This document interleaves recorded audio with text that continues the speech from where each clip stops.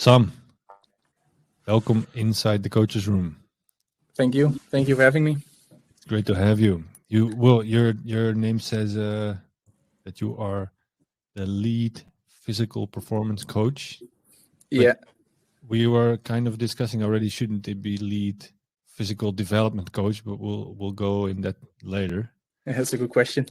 It's an interesting question, but let's start with the standard question first. We see a ball behind you. You are at the club. I know that. Yeah. This is your office where you're sitting, or is it just a meeting room?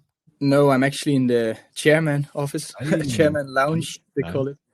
Yeah, you can look it up. So it's the best place to have. It's the safest place to talk. Yeah, point. Exactly. And view on the pitch. So I can also have a close eye on the trainings going on. That's nice. Is there something on the pitch out there, or is it empty now? No, the women's are training. So okay. There's actually training. Well, if you are distracted by the football that you're seeing, then we know there was a good shot or whatever. Yeah, exactly. Are you involved with the women's or yeah, not on a daily basis, but the physical coach working at the women's, I work pretty close with her as well. Okay. So, yeah. Cool. Yeah. Okay, we'll get into later what you are involved in, also the international project that Nordsjaelland is a part of. So that will probably be a subject. But yes. To start, you have your own office, or what is it situated, and how is it situated, and what is your most important item in your room? Yeah, so we have an office downstairs. We call it in the basement. Luckily, we have some daylight in there. Not a lot, but it's good. And it's an office where actually all the staff around the first team is. So the head coach, the assistant coach, the analyzers, the medical staff, physical staff, even the nutritionist, everyone that's involved within the first team is in the room. We have our own desks. And yeah, that's where we work on a day-to-day basis. It's situated in the building, in the main building, in the stadium itself. So yeah, it's very easy. And the most important thing for me in that office, and I know that most of the physical coaches will say that is the whiteboard, and then particularly the daily planning board. I'm quite a planner, and that's where we draw the whole layout for the training of that day. And yeah, that's quite important for me, but also for the whole staff to know exactly what are we going to do with who's going out when, how long, etc. So we kind of tracked you through Colin. He didn't nominate you, but in the discussions before we started the podcast, we already talked about you. And he also said, okay, my whiteboard is the thing that is central in my work. Everything is there. So that's a pretty, well, there's a comparison there. Yeah. I have a weekly planner and a daily planner. So to look a little bit further ahead and to just look on a daily basis. And okay, it's important. And how is it situated? So every morning you gathered around with the staff around the board. Okay, this is maybe the coach is probably leading that, but you have your input as well, and you are saying, okay, this is important, or this is what we do, or this is the load we're going to give them. That's the situation there. Yeah, that's pretty much how it goes. Actually, the system itself was already in place before I came. I came last summer to Denmark, but yeah, the assistant coach and I align most of the times a week, sometimes a little bit longer ahead what we were going to do, and then on a daily basis it's more about the details. So the medical staff will give their inputs. Most of the times they will walk in around 8:30. They've seen the injured players by then. And let us know if there are any updates or things that might have changed the schedule. And then it's just written down step by step. So the warm-up will take 10 minutes or 15 minutes, led by Sam with these topics. Then we move on to a passing or position drill, etc., with the numbers of the players in there, with the topics. And then we just talk through the training, who has which roles. It can be that I might have to take an offside somewhere, or I have to look at specific physical things. Yeah. Or maybe that I want some coaches in my warm-up to be part of. So yeah, actually talk all the details most of the times from 8:30 to 9, and then the players will come in for breakfast, and then we already know actually what we're going to do. Yeah. You lead you open every session with the warm-up. Yeah, Yeah, but or I do it, or I instruct some coaches to do it in the way that makes sense. But I have another coach full time around the first team as well, and I tend to like to mix it up sometimes also for the group to see some different faces. But most of the times, I would say 70-80% it's me. Yeah. Perfect start of your session. You get to set the atmosphere in each session. Yeah, exactly. Yeah. Is that something that is natural to you? Because you sent me a video that you were leading the warm up at your previous club here at Veen. Yeah. You were pretty well in that clip. Maybe I don't know. There were maybe other moments as well, but you were pretty strict. Okay, guys, we need to be more. I don't know what the word, but it needed more rhythm and more pace. Pretty demanding already. Is that your style? Yeah, I would say that I'm quite not all over the place, but the players will hear me, and I'm a strong believer in what you put in, you will also get out. Okay.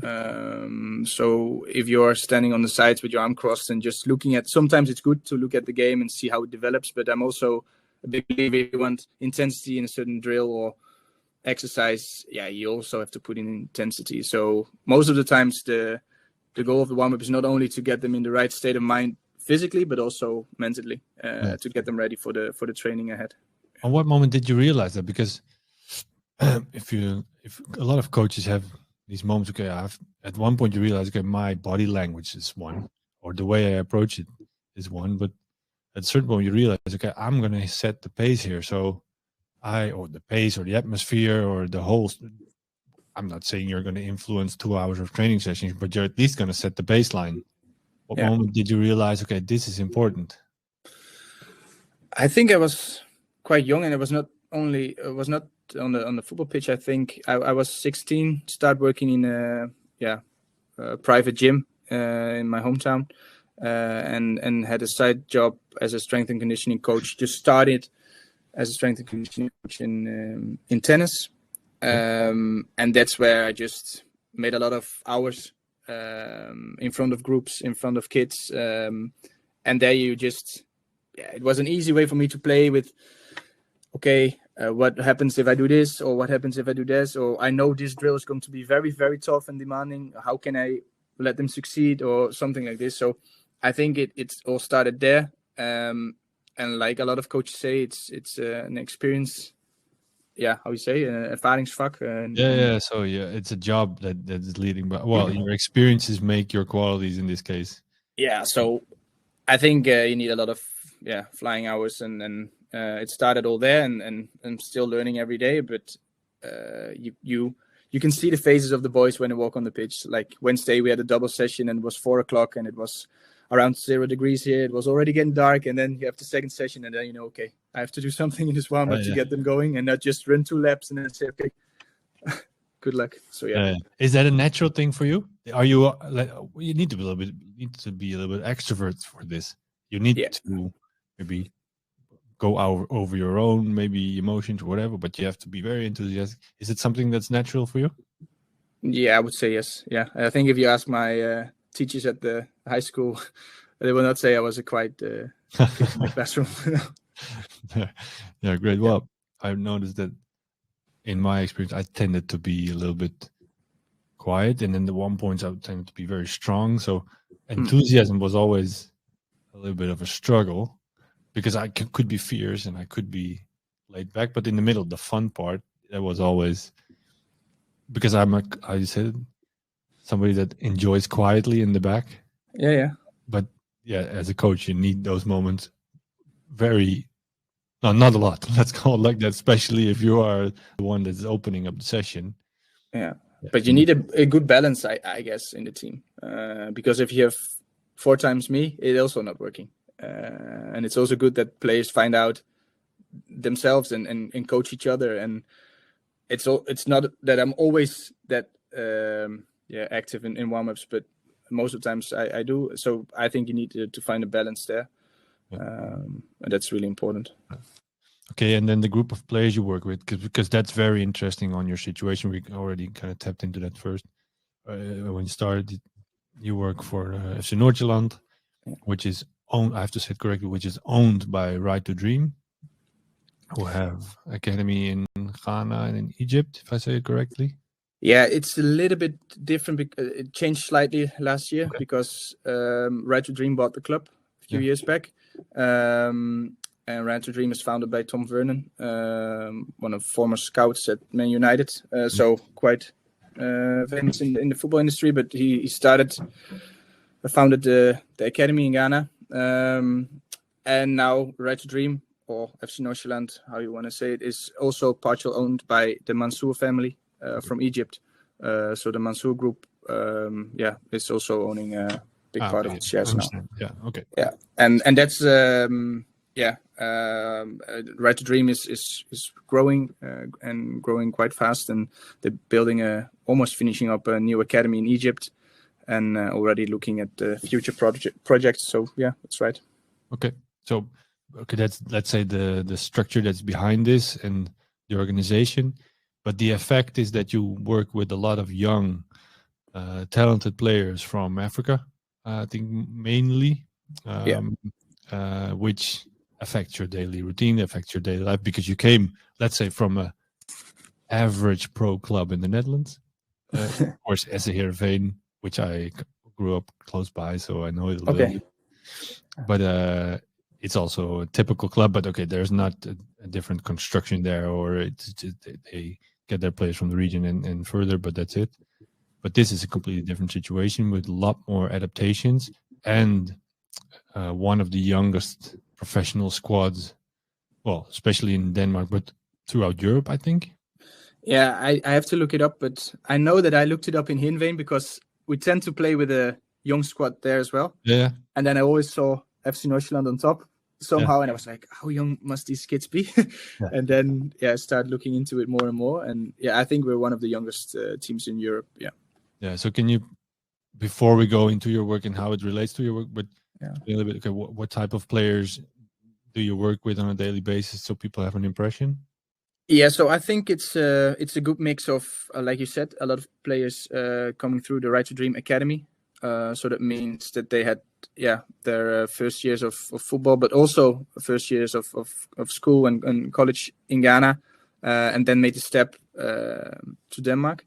And it's also a club where a lot of Danish, but also Scandinavian players that are talented come, because they know they will get a chance over here in the first team, and it's a nice podium. Of course, it's the highest league in Denmark to play at. So I think it's a good mix of players from like you said, the Right to Dream Academy in Africa, but also a lot of homegrown Danish talents. Or we have a young player from Norway as well. Like, they also make the decisions to come here because they know the academy is famous for letting players break through at a young age and giving them the possibility to do that. Average age? I would say around 20, 21, something like this. Yeah. What's the oldest player? Do you know it? It's our captain, Kian, 31. But I have to admit, we bought a new player this winter break, and I think he's a little bit older, but I'm not sure. So I have to look that up. But so 31. You have a few of these experienced guys. Yeah. The rest is because if one player or two players are above 30 and the average is still around 20, okay, then the rest is very young. Yeah, we a lot of the weekends we play. Our goalkeeper last games was 19 years.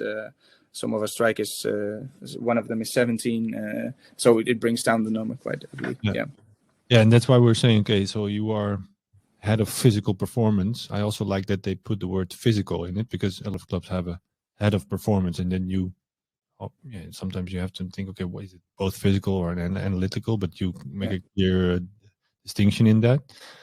So head of physical performance, but working with such a group, I can imagine that it affects your style, because they don't not only have to perform, but they have to develop. That's kind of what we're saying. And they also maybe still have to learn how it is to play on this level, or they have to learn how to develop even. So how is that coming into your daily routine, or in your planning, or in your work? Yeah, that's I think the most interesting area to work in within this club to find the right balance between performing every weekend and still developing all these big talents for the next step.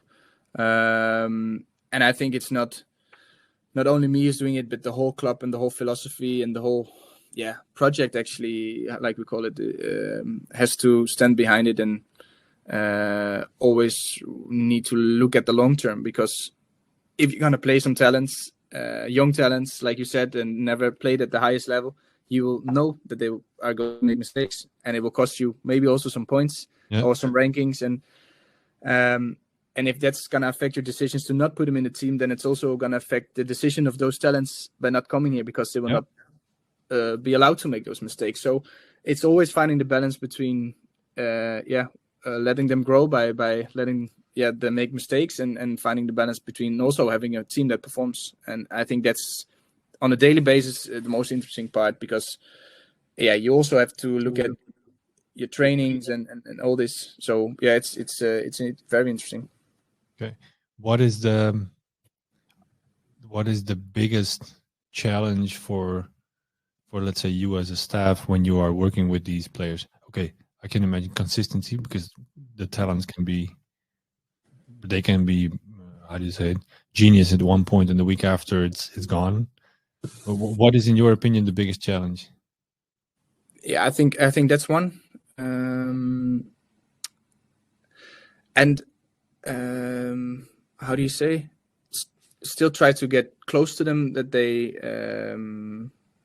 also need to stay hungry or something like this, because it's not the end stage for them. They will come up to the first team quite young, and for some players, when you're 24, 25 and you're at the first team, or you got sold to a different club, okay, I do my trainings, I play my games, and that's it, more or less. But these talents, they have to have this hunger for more and for more, and challenging them every day to invest more and more, because they are that age that they have to do so. I think that's not the challenge, but most of the times the most fun part and the most important part, I think, in the job we have here. And then, like you said, the challenge is of course consistency and of playing a lot of young talents. Yeah. Okay, so learning them that this is not the end stage, or challenging them to go further, there's a part, because is it also then the case that these talents, they made it, let's say, to Europe, or they made it to a bigger league, that they maybe also feel, okay, I'm now here, I can relax, but then the journey actually just starts? I think it's a natural thing when you have this goal as a young kid to become a professional football player, sign your first contract, and maybe get into the team.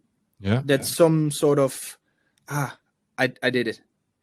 Comes into place, and that's normal maybe for a few games or for a few weeks, but then you have to turn the switch again and say, okay, but this is I want to be the best of this team, I want to be decisive every week, and maybe I want to make a next step. And I think that some of the players need sometimes those wake-up calls, or even when they are maybe playing 4 games and then suddenly one of the other talents is better than them, and then it's also a place where they can go out again, because someone else is training better and performing better. Okay, how are you coping with that? Because you never experienced that before. Or an injury or something like that. Because a lot of things, especially at the high level, is a lot of times at the high level is where you get real adversity, so real setbacks, and through their childhood or maybe young career, they've always been the best, probably best talents. Wow, you can play and make the next step. Now you sign your contract. You made your debut, and it's all good, and you know it yourself as well. But sometimes in life it's not always good, and then how you deal with that is going to define eventually how your career also will be. Yeah, you are the physical coach, so you have an influence on that as well. But how do you cope with those situations? Because you see this young gun coming up. He maybe plays 2-3 games, always. But this is for you. But for every coach on any level, this is recognizable, because even if you're a U15 local coach, you have maybe this U14 kid coming up, and he's there and he's good, and then at one point you see him slacking a little or whatever. Yeah. What is your strategy to cope with it? Cope with these situations? I think it's all about relationships with the guys. Start with, and then I know Colin also used the word, but I really big believer in consistency. So don't change too much too often because of the circumstances, because it's natural that you will start blaming something, or it's because of this, or because of we do too much strength training, or we don't do strength training, and if you're going into those discussions, or you're changing your program every time something happens like that, then you will lose them. So I think it's really important to get them on board on the program, and then consistency. So even on those days, get them in the gym, or get them the extra effort on the pitch that you agreed with them to do, and keep doing your plan, because it's easy to say, you're not playing, okay, it's not so important, I will focus on the 11 guys that are playing. But no, it's also now important for you to step it up. So what I hear, if this happens with one player or with players, you don't change too much, not in your approach, not in, especially because one player cannot affect the whole way of working. I realize that you don't change the way he has to work. You just keep him in the rhythm or in the structure, and then it's up to him to come back to his level. Yeah, so that's on the program side, but on a more relational side, of course, each player has his favorites, but of course it's important to take in and listen in, and okay, how is he doing? How is he feeling today? And sometimes give a little bit more, and sometimes take a little bit more. And especially, I think with young kids, they have to learn also to cope with it. Yeah. And that's also one of the reasons we have quite a big team around the first team, because all the players know, okay, if I've been put on the bench, this is what I do. I am frustrated, but okay, now I'm gonna do this or this, or and these young kids maybe blame themselves, or the other way around, blame everything else. So they have to learn it. So try to speak to them, try to listen to them, and I'm not dictating the starting 11. So for me, it's easy to talk with the boys, and I'm only there to, everyone is here to help them develop, but on the physical side. So that's where I will be focusing on then. Yeah. And is there a way that you also measure this? For example, do you have a questionnaire every day before the session? Okay, how do you feel? How do you feel physically, mentally, whatever? Is that the way that you track this? Yeah, it's quite a strict system we have. So questionnaires in the morning about fatigue and the mood and everything, and then questionnaires about the training itself after the training, how they experience the training, and then that loop goes on every day. Yeah. What is the most? What's the information that you get out of this, and how do you use it? Yeah, so in the morning, that's also something they have to learn. They will rate themselves, how they recover, and how they feel. And you also have to learn the player, because if you have a player that always gives himself a 6, and then a 7, then it's not that high. But if you have a player that always gives a 3 and then a 7, okay, then I need to talk to him. So it's always how you cannot flag only the ones with a 7 and say, okay, everyone that has a 7 is not going to train, or maybe only an hour today. So for me, it's sometimes a way to approach a player, or say, or okay, hey, I saw that you're a little bit sore in your groin. What's going on? Did we do too much kicking yesterday, or whatever? Or sometimes the other way around. Like, okay, we had a really tough session. Everyone is tired. How can it be that you still feel like like this? So it's actually the numbers for me are most of the times tools to start conversations with, or also an easy way for players to just give us a heads up before they come to the club, because they will do it at home. I think it's so. Well, it triggers me to think, because you have young talents, and I'm I have the feeling that you're in a situation that a lot of these talents, they also need first to learn these processes, exactly like you're saying. Okay, I come in and there's all these things that I have to do, and why maybe do I have to do it, and what's the benefit? And maybe even in any club, people think, okay, I feel sore, but I'm not going to fill it in. I don't want to pretend I'm weak. But you have to learn, okay, this is for your own development. This is the best for you. This is a whole process that takes maybe a couple of months before you have before you have a new player aligned in the way of working, that he trusts it. Maybe that's also a thing. And then at one point, okay, then the investments really start to come out. Yeah, I agree, and that's also the nice thing here is that most of the players that we have here are homegrown, so they are either been part of the academy in Denmark for a long time or the academy in Ghana. So, and we work in the same way. So when they come to the first team, they fill out the same question as they do in the U19 or in the U17.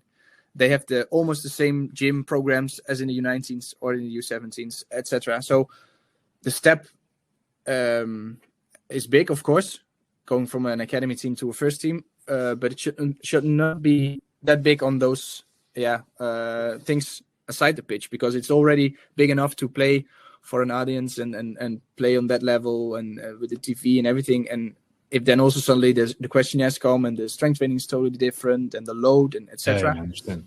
Then it's going to be so that's the benefit of having a lot of talents, but also having a lot of talents for a lot of years in your academy, because you can really build them. So I think that's also one of the main things that FC Nordsjaelland is quite famous for is the academy and how they structure and build up to this first team. And that's also why so many young talents can break through, because it's been built up in the years before. So very clear structure. It's something that I notice anyway in Denmark with FC Nordsjaelland, who also have a very clear structure in their academy and the first team. Copenhagen, I don't know exactly all the details, but I'm pretty sure we spoke to Stefan that they are also speaking one language. There's a very clear pathway between the youth and the senior team. There's a lot of guidance. Yeah. Is that it? How was it for you to step in such a structure? Because okay, in the Netherlands everything is there as well, but I have the feeling it is better structured in Denmark. I don't know if it's better, but it's different for sure. Or aligned or something. I have the feeling. Yeah, I think the step is less big, so it's more, how you say, the environment is sometimes a little bit more open to just come and there's a lot of switching between teams as well. Players joining from the U19 in the first team and the other way around. We have a lot of players in the first team that can still play games for the U19. So in a weekend, sometimes 5 of our first team players just play with the U19, but they train the whole week with the first team. So stuff like that. It's I think it's a different structure, and I think it's also a necessity for a club like this, because if the gap was too big, or you have a totally different vision at the first team, you will not be able to flow them into your first team, because they will break down, because it's something totally different than what they are used to. It's so important that guidance and the steady flow to the first team is there, because else you will not make it, or not that many will make it. No, and you told me as well that there's a clear long-term strategy as well, so it's not influenced by coaches that are coming in or out. You told me the head coach has signed the contract for 5 years, which says something about trust in that person, but it also says something about the policy that the club has, that they are looking 5 years ahead with one person, which I don't think a lot of clubs do. And then you have, then you can build a clear method or policy, whatever you want to call it. But there is a clear pathway. Yeah, that's for sure. And it not only goes with the football staff, but also with the support staff. I also signed a 3-year deal, and that just gives you some ease of mind and something you can build from. That okay, I will be here for at least the coming 3 years, and we can start building this together. Instead of already now worrying about where do I be this summer or whatever. I think that's very strong, and I'm also a big believer, if you have the right people, why not give them the trust? Because it's football, you cannot give long-term contracts. I don't believe that, but of course it's a business where a lot of things can happen quick. But I think at least at a club with a philosophy like this, it's important to have consistency. Yeah, well, I think everywhere, and I strongly believe that Well, the more northern you go in Europe, no, there are always exceptions, but the exceptions that I talk with, let's call it like that, they have this in place. Yeah, and you're one of them. How was your experience so far there? Maybe compared to the Netherlands. Yeah, good. In general, good. I really like it, the way we work here, and it was also one of the reasons why I signed up for this adventure. How did you end up there? Because is it a logical choice? Now, maybe you saw it in the stats when they say, "Hey, these guys have young guys." I want to consider that. But, yeah, No, how it was did you actually end up in Denmark at Nordsjaelland? Yeah, that's a good question. It was actually headhunted, just to call it like that. I was not looking for a different job or I still had 1 year contract left in Heerenveen, and I was also enjoying it there. But then I received a message via LinkedIn and started to talk a little bit, and then started to get more and more talks and getting more and more excited. And it was also something me and my wife spoke about, that if there is a possibility to go abroad, it's more in my area than in here. Yeah. And it was something we would like to do at some point. And this came not at the great timing, because we just had a son of 2 months and bought a new house. Okay. But yeah, sometimes you have to make selling a house in the Netherlands is not a big problem at this point. We kept it actually. Oh, you kept it. That's a good choice. That's a smart choice. Yeah. But sometimes you have to make difficult decisions to get something nice. And for now we are enjoying life in Denmark. It's a beautiful country, and very well structured, like the Netherlands is as well. We live in Copenhagen, and this club is very nice place to work, and you have so many good people around you, and you can just feel the hunger of getting better each day and growing, and a lot of possibilities. Great. What was the thing that you were in your first impression what was it that you were most impressed with? I think the whole Right to Dream academy philosophy, like giving people all over the world the possibility to play their game that they love so much, and actually give them the opportunity to perform at the highest stands and really chase their dreams. And I think they are really doing that, because a lot of people or companies saying it, but they are really doing it. If you look at the stats and you look at the names that pull through, and I think that's so cool, and that just got me thinking, like, okay, this is not only a football club, it's a big purpose as well. Yeah, it's literally a dream becoming concrete, let's call it. Yeah.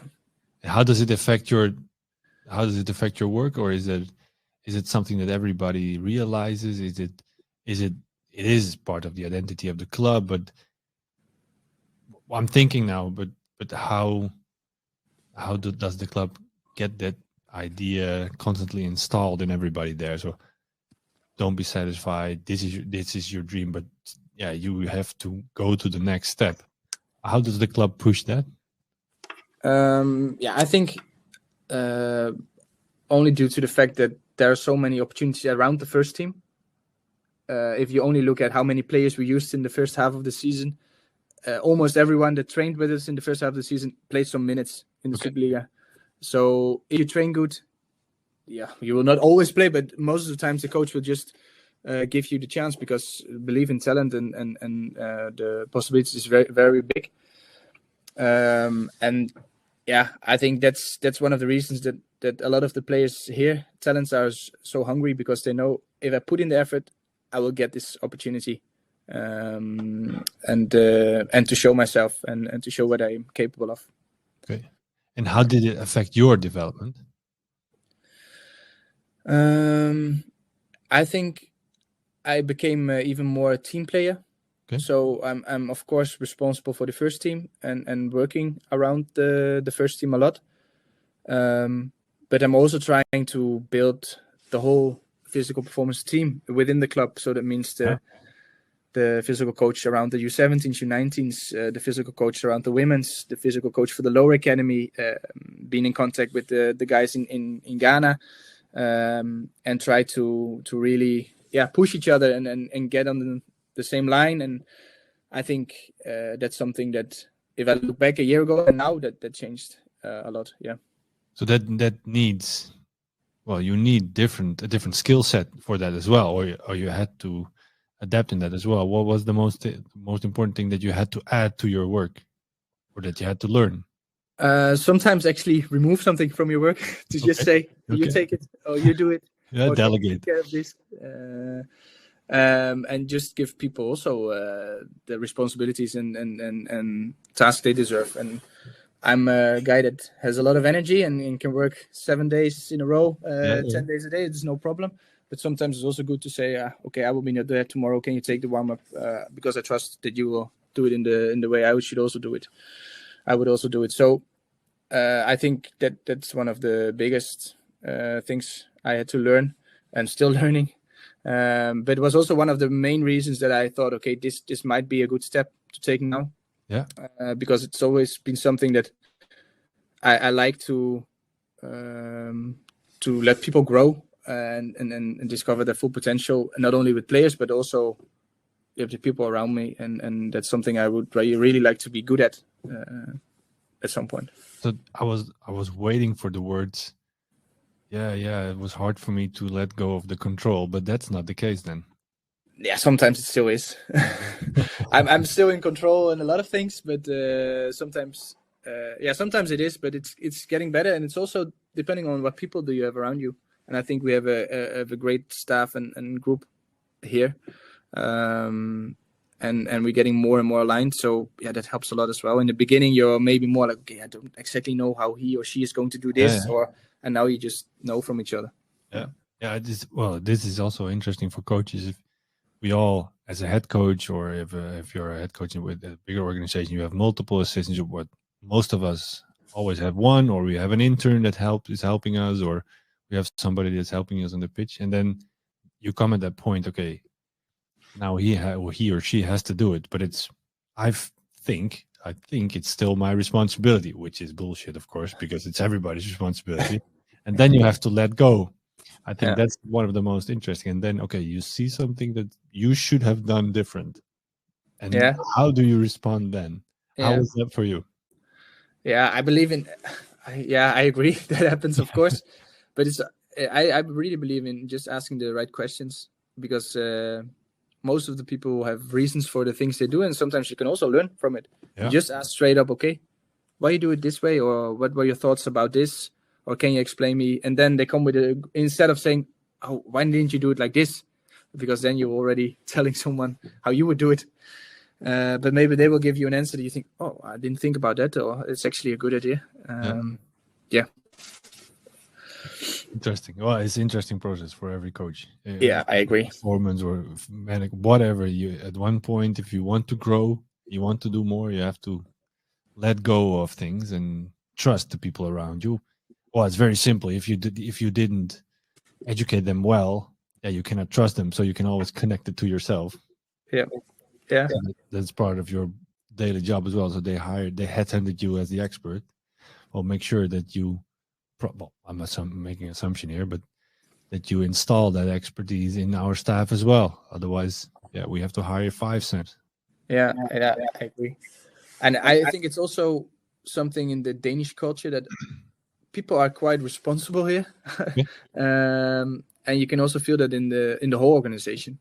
Just from the moment I came here, I had to be in summer in quarantine, and there's a hotel at the club and the hotel room, and then I didn't have to send out a single text. The kit man came to my hotel room, and the food was delivered to me, and I got the keys. Just everyone took the responsibilities, because there was sent out one email from my boss. Like, okay, Sam is arriving on this day, and then the kit man knew, okay, he needs a kit. Okay, I'm gonna fix this. Okay, and he needs a keys for this and this, and an email address, and that's you can just feel that in this company that everyone enjoys working here and takes the responsibilities in what they have to do. Not only on the pitch, but everyone in their organization. I think. Is that a cultural difference compared to the Netherlands, where we are a little bit on our own on that, or maybe more focused on our own interests a little bit more? Yeah, maybe it could be. Yeah, I don't know how to. It's at least it's different, but it could also be that it's only here at the club. I don't know how it is at other clubs, of course, but I can just feel. In the Netherlands, you have a lot of players that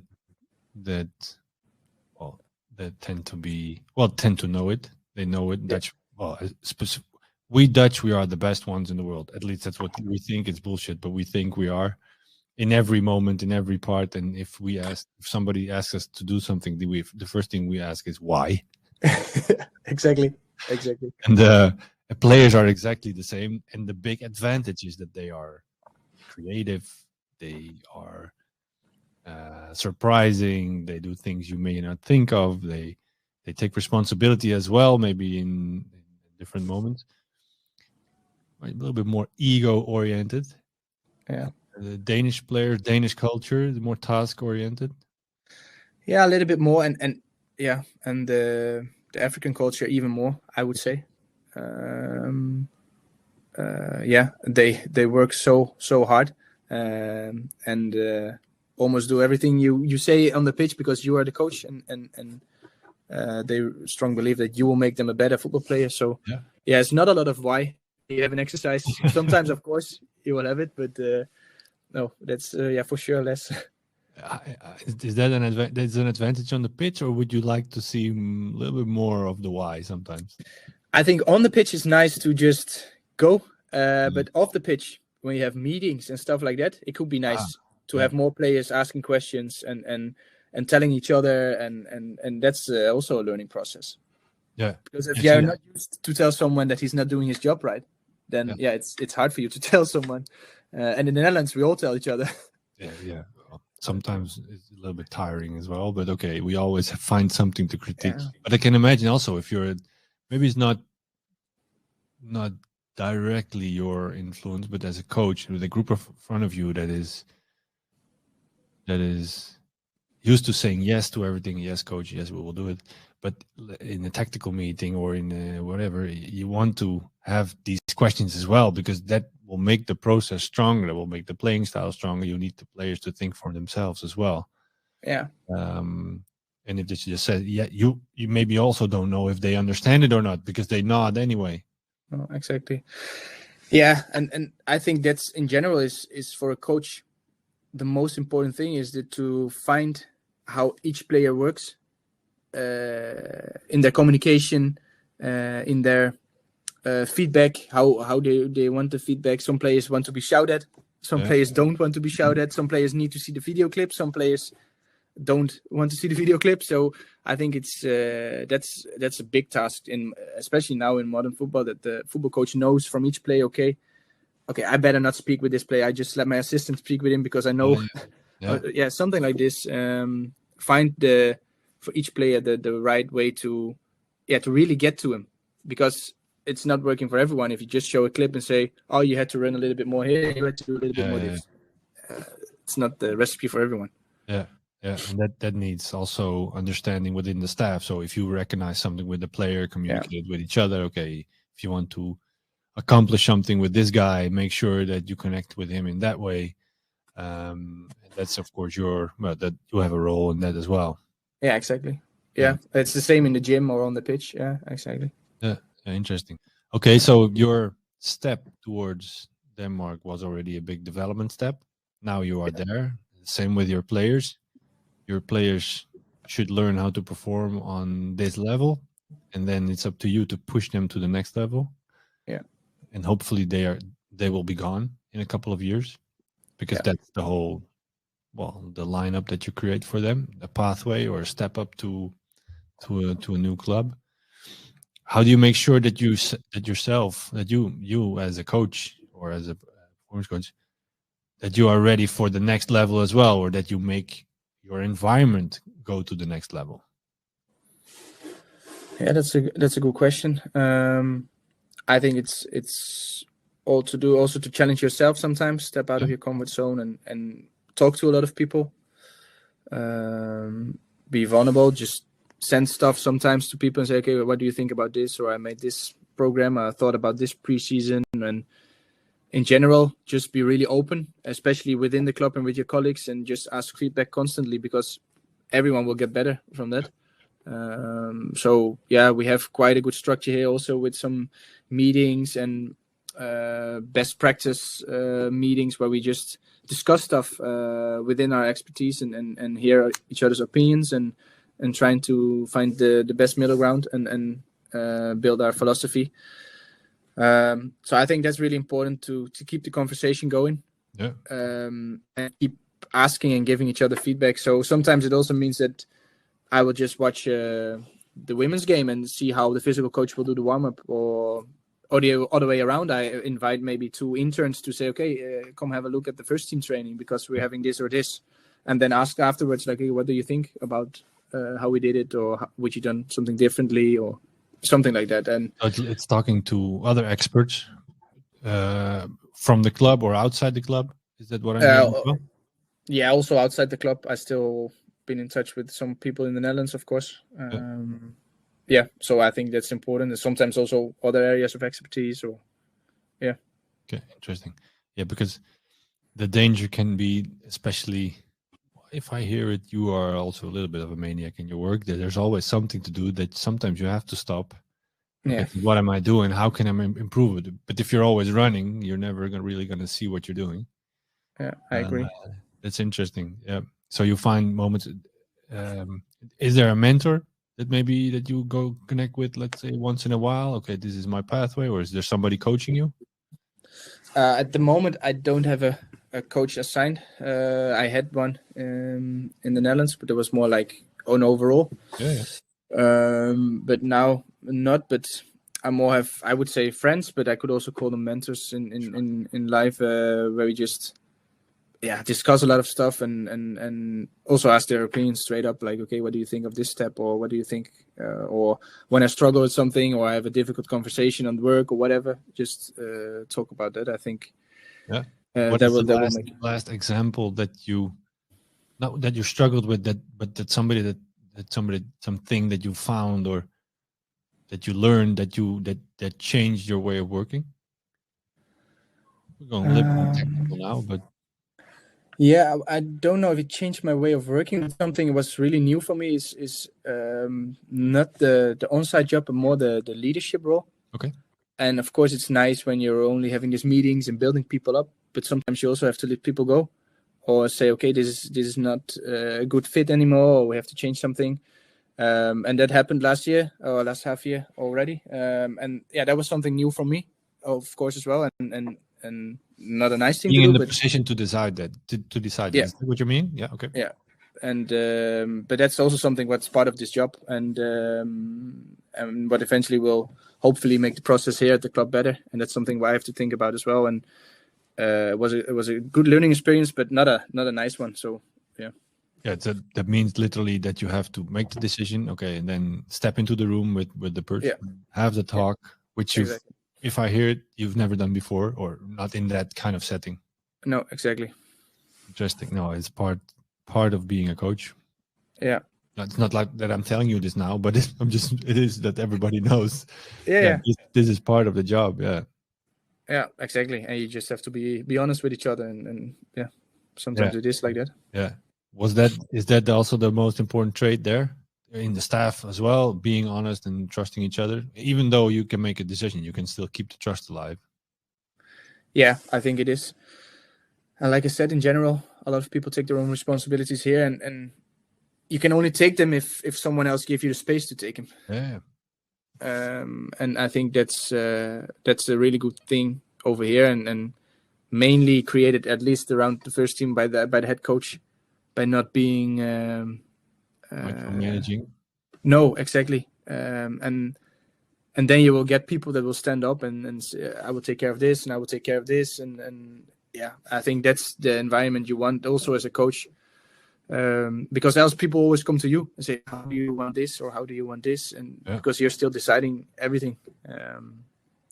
So I think that's a really important thing, like you said, trust. Yeah, I can imagine that is the same with players. The first part, you take them to the process, you show them every detail in the gym, for example, or during a warm-up, but at one point you kind of have to install these things with players as well, that they know how, or that they take initiative, or maybe change things for the best because they feel that it's better and they feel the space. How do you install that with players? Yeah, sometimes just let them try and let them fail as well. Yeah, a good period is always off season, of course. Yeah. We will give them a program. We will try to track as much as possible from the program, but you never know 100% if they do the program you send. Yeah. And they don't have to do the program for me or for my colleague.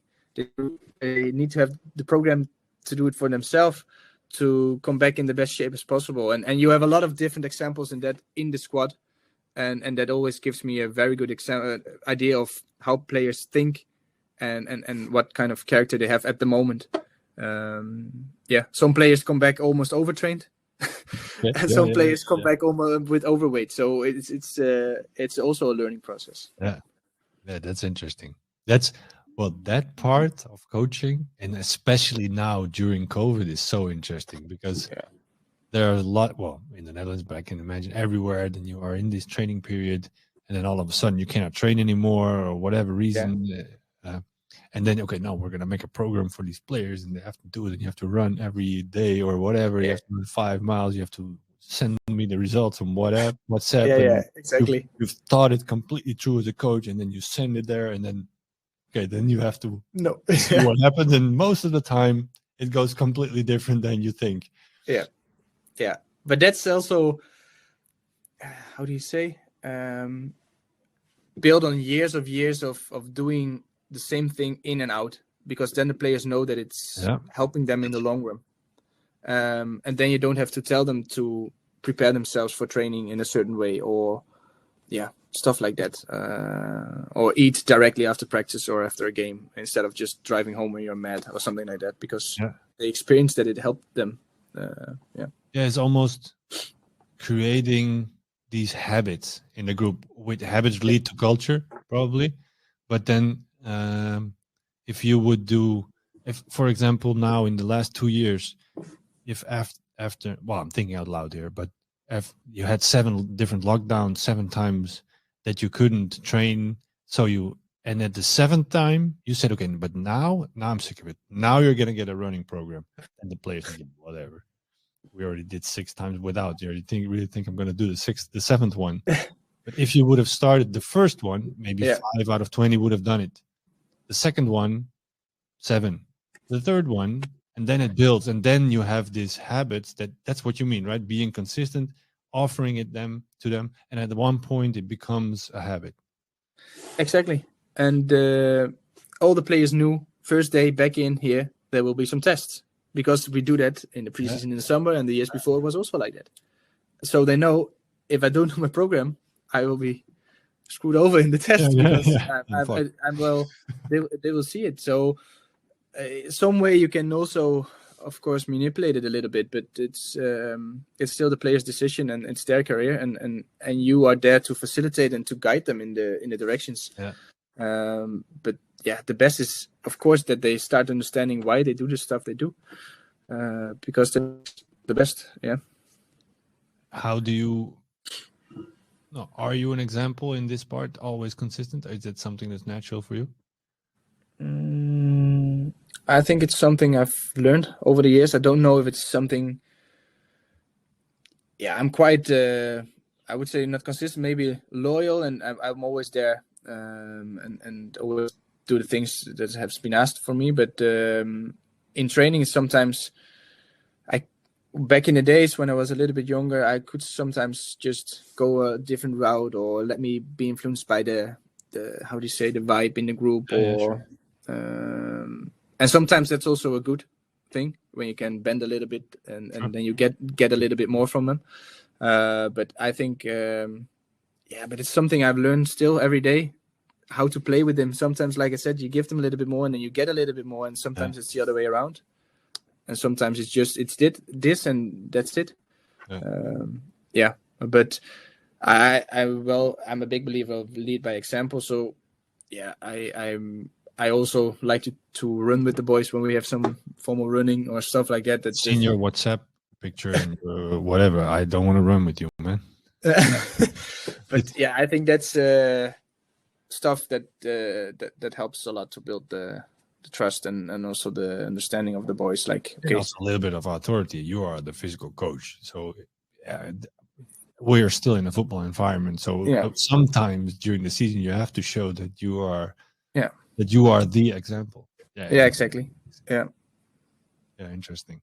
Yeah, well, it's a different thing in football, but I'm not too big of a fan of the strong. Let's say I'm the strongest here, and this is my world, and I'm looking for I have a Dutch saying in me, but I don't know the English one, so I'm not going to say it. But the atmosphere that is only the survival of the fittest, and the one that makes the big noise, or the one that's the strongest, is the most dominant. But as a leader, once in a while, you have to show that you are. That's also football. Yeah. Especially as a physical coach. Yeah. Okay. You can tell me every day what to do, and I will do it. But sometimes I want you to show me as well. Or if we do the run, okay, then prove to me that you are a fit guy as well. Yeah, exactly. And you do your trainings as well and take care of your body. And I agree. Yeah. Yeah. Interesting. Interesting. Okay. I've one, because I'm pretty sure that the listeners are interested in this as well. It's a little bit more technical. So,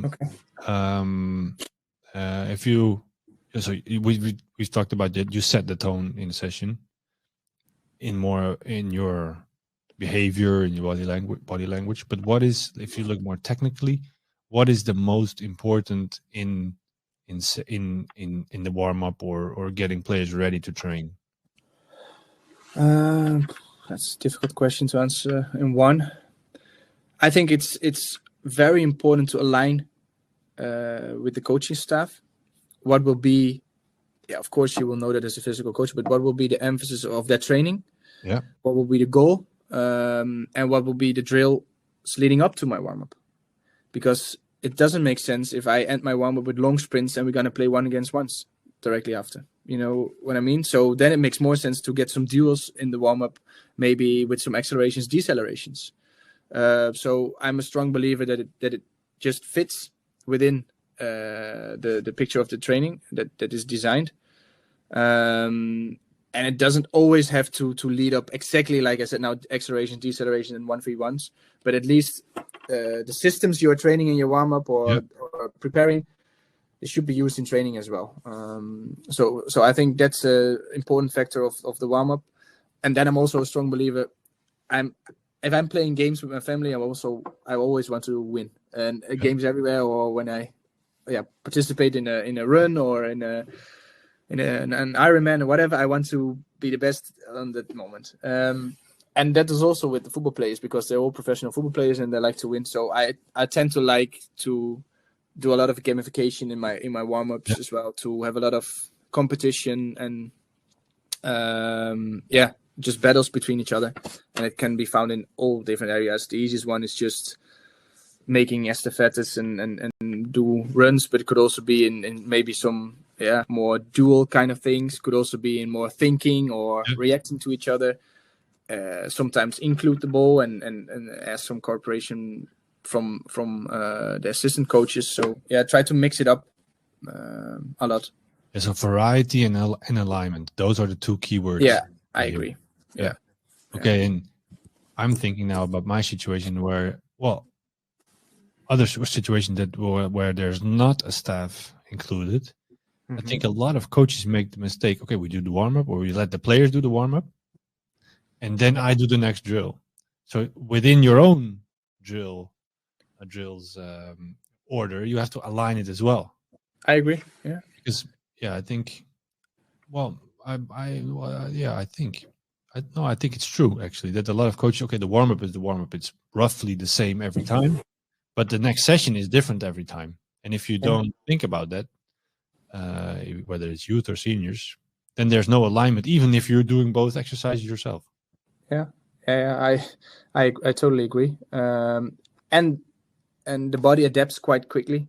So if you're doing the same thing every day, then you have to ask yourself the question as well: what's the effect of my training? And warm up is also training, because if it's not going to develop something or help in or contribute in any way, then you rather just skip it and use the time for something else. So if I see players just only run 3 laps, and then, if it's, I think sometimes the time can be spent more useful. Even for coaches. Yeah. Yeah. Well, I completely agree. It's good that you pick out these 2 things because it's very easy to manage. You can just write down, okay, this and this and this is what I do. Look at your time. Yeah. Am I being different every time? You don't have to be different every time, but is there some variety in there? And is it connected to the thing that I do after? Yeah. It doesn't. Yeah. For example, on a match day -1, so the day before the game, I always end my warm up with a small game, so a small race competition element, just to get the vibe in there. Yeah. But if we have a really tactical session, let's say an 11v11 with a lot of set pieces or something like this, then I rather just prepare them physically, because they will have to do a lot of mental stuff anyway in the training session. So, and sometimes when I see a training session where there will not be a lot of sprinting, but more small possession games or small passing drills, sometimes I tell the coach, okay, we can start with the ball right away. It's no problem. Start in a small rondo or whatever, something like this. So I think that's the key, because if you do it every day in the same way, it's the same with football. I think if you do every Thursday afternoon the same drill, and then Friday morning the same drill, then players at some point also, okay, here we go again. Yeah, that's interesting. That you'll see in their enthusiasm, etc. But well, very clear. Okay, that's very valuable for everybody that's listening, for sure.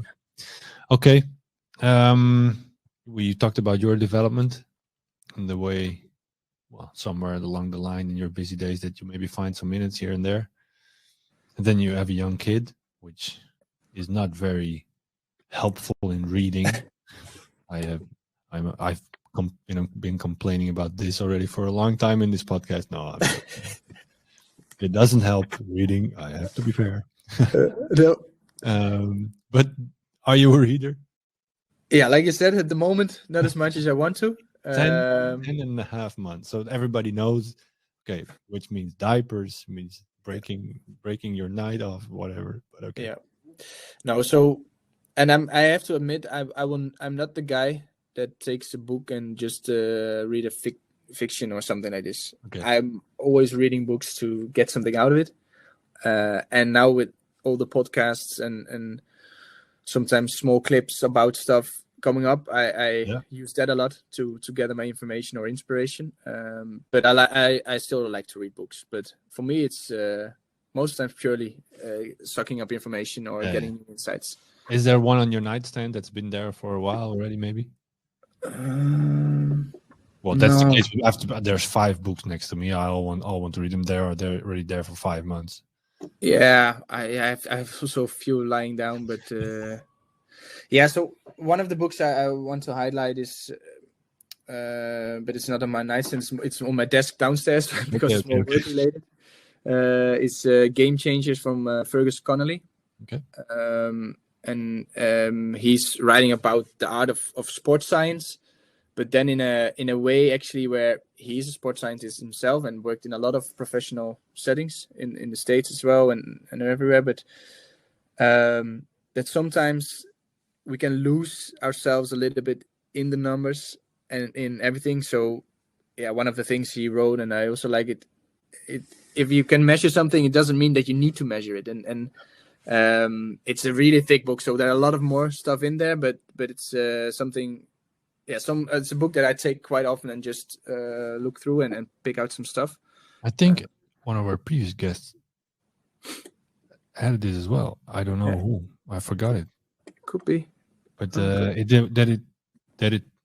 it's kind of the opposite of Moneyball. So where they take out the feeling and here they connect the feeling back in, right? Yeah, and I'm a strong believer of that. But that's a different topic. But giving context to the data. Yeah. It's not only about looking at the numbers, but that's one. And then I had one more that I just wanted to highlight, but that's actually something opposite. I'm also quite interested in entrepreneurship and stuff you are doing, and I'm a big fan of a book called from David Allen, Getting Things Done. Yeah, I actually did the course. Oh right, okay, cool. And I use that system on a daily basis just to get all the things that and especially now in a role where you're also more of a leader, I think it's so important to keep track of time and don't forget all the things. And like he says, the head is not made for remembering stuff. So just write it down, get it out there. Yeah, that's one of the best advices in there. Yeah, exactly. So that was just two of them that I thought could be interesting for the listeners. But yeah, the David Allen book, Getting Things Done, is something different. It's not about football, but it's more about managing your life. Yeah, productivity. Yeah. Yeah. Well, the first thing I thought, okay, you need a list, and then you need another list, and you have 17 lists. I go, what am I doing here? And then I put it all in my phone. I had a grocery list and a to-do list and a waiting list, a calling list. I had these lists. And then now I tweaked it a little back. So now I have, because I have this platform and there are other things I do as well. So I have it categorized, and then every day I take out, okay, these 3, 4, 5 things I want to do for the next day, and then try to get it organized. And now if I tell it like this, everybody thinks, oh, he's so structured, but it's chaos every day. No, it sounds structured though. No, I have to say, I can sell it like I'm very structured. Yeah. No, but it's all about making it that it works for you. And I have the same. I use my calendar a lot because if it's in my calendar, I know I will not forget it and I will do it. Yeah. And then I just have a random list where I put up all the stuff, and every week I will just go through the list and say, the mind sweep or getting organized once a week. Yeah, it's interesting. Yeah. Well, it's definitely to recommend to everybody to find it, because especially also as a coach, you have so many things, you have so many players, you have so many people you want to talk to, so many things you have to do. Exactly. It's really helpful especially the thing that your mind is not made to remember things. That's the best advice I've ever had, because I'll do it later. I'll think of it. And I am a guy that if I'm in the living room and I'm walking in the kitchen, that I end up in the kitchen not knowing why I went to the kitchen. Yeah, exactly. So, yeah. And it also limits your ability to be creative, and because if it's out of your mind and you know it's somewhere stored, you know, tomorrow I wake up and I open my laptop and I see what I have to do. So tonight I can whatever. I don't have to think about it. So we're not going to go into this hours, but the main thing that I learned is that first you need to build the trust for yourself. So you need to show that you can trust yourself. Yeah. Because if you don't write it down, you cannot trust this process. No. That was interesting. No. And that took me a lot of time to be consistent. And everything that happens, I need to write down. Otherwise, you can still not trust myself. But also the last thing, and also the small rule that he has, if it takes you less than 2 minutes, do it straight away. Yeah. Stuff like that. That's just I like to think about those things. That's funny. Okay, yeah. Well, very valuable. We just sold a couple of courses of getting some David Allen small commission invoice. Okay. Well, we did talk a lot already. Yeah. Not within the hour again. I've on this every time, but no, it's very interesting to talk to you, and thank you. Yeah. I like the way you took a new environment on. What I liked here about the culture, about the structure that's already aligned. I think a lot of coaches are wanting to work in such an environment, whether it's professional or amateur level. The structure always helps, and the way that you have to deal with young talents and what does it bring into your daily work, and how do you have to adapt. So that's very interesting to hear. So thank you for that. No worries. Is there anything that we missed? No, I don't think so. It went by quick. Definitely. And then we sold some courses of getting things done, which is also fun. It was also good. No, it was great. Perfect. Okay, who should we talk to next? Yeah, I think you already mentioned it, but I think it could be quite interesting to get Teddy Peters on board. Yeah. He works at Lyon now. Or Jarno, and maybe he's already mentioned by Colin as well, but Jarno Voornthold, he's working at Groningen at the moment, also a good friend of mine, and we're actually all in the same WhatsApp group, so I just with Colin and who's next? Yeah, we're in a WhatsApp group with the 4 of you. No, it's even more. Okay. So just some physical coaches, but more like where we just share thoughts and ideas. But I think Jarno also has a cool story and a nice guy to talk with. Great. Well, yeah, Teddy has a little bit more of an international role, maybe, and Jarno has a more of a Dutch influence, maybe so far. But I've been there for a lot of years, so you can talk a lot about setting standards and building culture. So you're keeping it in the performance in the performance roles, which is interesting. Like I said, we're going anywhere with this podcast. Yeah, exactly. But I think, well, it's interesting for especially and then we'll finish up. But as a coach, as a team coach, you need to know everything. Well, not everything, but you need to know a little bit about everything. Yeah. You are the head coach. You're responsible for the performance as well. So if you cannot align with your performance coach, it's not going to work. So we don't have to go all depth with all the physical knowledge that you have, but at least if we get in touch with the way you work and how it's working, it's going to help a coach as well. Yeah, I agree. But it's also the other way around, to be honest. The physical coach also needs to talk the language of a football coach. Yeah. And I think that's even as important as the other way around. But yeah, like you said, it's all different. Did you do anything to invest in that part for yourself? I played football until I was 16, 17, and I've always been in love with the game. So there's a natural passion there. Yeah, and I always knew that I wanted to be in the area of football, but I didn't follow any football training courses. No, but maybe later on. Well, maybe that. When we had discussion, should a team coach do a goalkeeper course, or the other way around, or in this case, should a performance coach do let's say a base course on football? Makes your life probably could make your life a little bit easier as well. It's an interesting discussion. I agree. Yeah, let's do it the next time. Yeah, cool. Okay, thank you, Sam. Thank you very much. Enjoyed Thanks it. For having me. A lot of good luck and performing and developing both at your club. Yeah, thanks a lot. Thanks for having me. Interesting to keep following you. Okay, good. Okay, thanks. Bye. See you.